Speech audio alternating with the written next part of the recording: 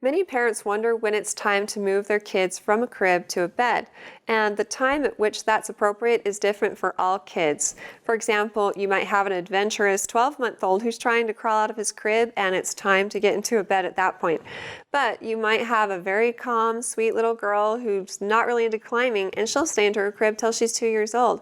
And then once she reaches the weight limit for her crib, it's time to move her into a normal bed. For example, my first child was a little girl, and that was her. She didn't try to climb out of her crib, and she would just stay in her bed and be nice and happy in the morning, and so I just let that sleeping dog lie till she got too big for the crib. But I have a 14-month-old son who's wanting to try to climb out of his bed, and so out of the crib, so it's probably going to be time for a bed soon. That brings with it a whole new set of issues, because how do you keep them in the bed and not have them wandering around the house at night? Another thing to factor into that is potty training. Once you've started to potty train your child, it's best to have them in a bed so that they can have access to the toilet at night without your help.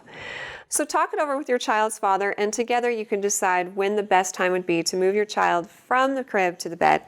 If you have any other questions for me, though, feel free to ask them on our Facebook page, and recommend us to your friends and family too.